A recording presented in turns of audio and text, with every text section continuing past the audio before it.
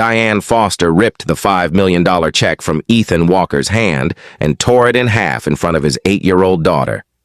"Men like you don't walk in here with this kind of money," she sneered, looking him up and down like something she'd scraped off her shoe. Then she called the police to report fraud. Ethan pulled Grace close and told Diane calmly that she had just made the most expensive mistake of her career. As security moved to drag him toward the door, Diane's boss walked in, saw the torn paper on the floor, and went pale. "Mr. Walker," he said. "Why? Before we get into it, if stories like this one hit home for you, go ahead and hit subscribe so you don't miss the next one." Now let's go back to where it all started. Ethan Walker had learned a long time ago that the world made up its mind about a man before he ever opened his mouth. He was 42 years old, and for the last 6 years, he had been raising his daughter alone in a small house on the edge of Maple Hollow, a quiet town where nobody looked twice at his old sedan, or the jacket he had owned since before Grace was born. His wife had left them both for another man's life in another city, and Ethan had simply kept going because there was no other option that made sense to him. He drove Grace to school every morning, cooked dinner every night, and had never once missed a recital or a parent meeting, not even when work kept him up until 2 in the morning. Nobody at Grace's school knew that the man who showed up in a faded jacket had built Walker Capital Group from nothing into a firm that managed billions of dollars. Ethan preferred it that way. He did not want his daughter growing up believing that money made a person important or that a man's worth could be read off the label of his coat.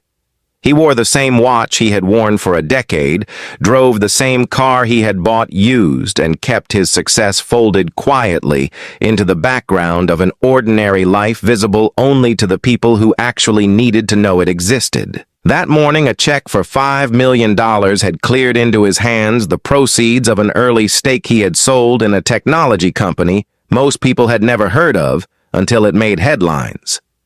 Ethan already knew where the money was going. Half of it would go into a fund for Grace's future untouched, until she was old enough to understand what it meant. The other half was meant to seed a scholarship for children being raised by a single mother or father, the kind of family he understood better than most, having lived every version of the exhaustion that came with it. He brought Grace along because they had a plan for the rest of the day, one she had been talking about since breakfast. First the bank, then the bookstore, then dinner at the diner she liked on 5th Street. It was supposed to be the easiest stop of the afternoon, a formality before the two of them got back to being father and daughter instead of founder and dependent.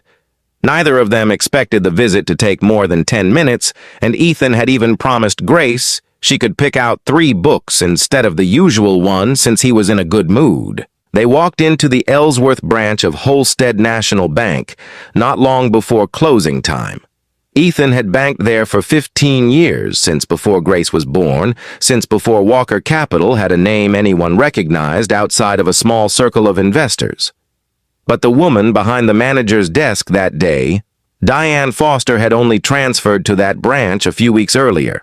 She did not know his history, had never pulled up his account, and had no idea that the man in the worn jacket had been a fixture of that building's ledgers for a decade and a half long before she ever set foot inside it. Diane's eyes moved over Ethan the moment he walked in, then down to Grace, then back to the car he had parked out front. Other customers who came through the doors in pressed suits were greeted before they even reached the counter. Ethan and his daughter stood waiting while 3 tellers stayed idle, none of them called forward to help. Grace tugged at her father's sleeve and asked quietly why nobody was helping them yet. Ethan told her to be patient, that it never paid to assume the worst about people before they had done anything to earn it. When Ethan finally reached the counter, he placed the check down and asked for it to be deposited into the account he had held for 15 years. The number on the check caught the teller's attention immediately, and within seconds Diane was standing behind the counter herself. Instead of pulling up his account or checking the history attached to his name, something any manager could have done in under a minute, she began questioning him about where the money had come from, her voice loud enough for half the lobby to hear. Ethan answered every question without losing his composure. He handed over his driver's license, his bank card, his account number, and the paperwork confirming the sale of his shares.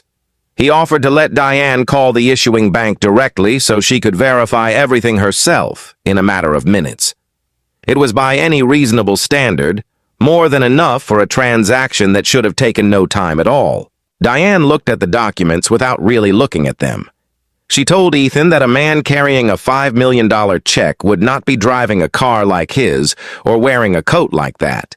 A young teller named Rachel Simmons offered to make the verification call herself, but Diane cut her off before she could reach for the phone, ordering her back to her own station in a tone that left no room for discussion. By then, several customers had noticed the tension building at the counter, and a few had already taken out their phones to record. One man said loud enough for Grace to hear that a man like Ethan might be using his own daughter to make a scam look more convincing. Nobody in the lobby spoke up against the comment. They simply kept their phones raised, waiting to see what would happen next. Grace's hand found her father's and gripped it tightly, her earlier confidence draining out of her all at once. Ethan kept his voice even and asked Diane one more time to make the call to the issuing bank before this went any further. His calm only seemed to provoke her. In front of the tellers, the security guard and every customer still filming Diane announced that the check was fraudulent, though she had not verified a single detail of it. Ethan reminded her evenly that she was handling a customer's legitimate assets and should think carefully about what she did next, hoping the warning would land before things went any further. Diane heard that reminder as a threat instead of a warning. She snatched the check off the counter, looked directly at Ethan, and told him that people like him did not walk in here with $5 million. Then she tore it in half, and then into smaller pieces, and let them fall to the floor at his feet in full view of his daughter. The lobby went silent.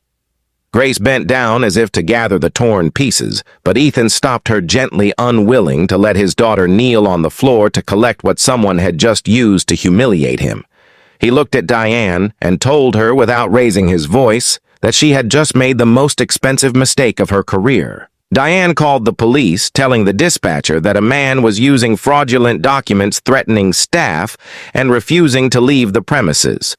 She then ordered Dean Coleman, the branch's security guard, to escort Ethan out of the building. Dean hesitated for a moment before stepping forward, uncertain why he was being asked to remove a man who had done nothing but stand quietly at a counter, but a direct order from his manager left him little room to argue in front of a lobby full of witnesses. Grace looked up at her father as the guard approached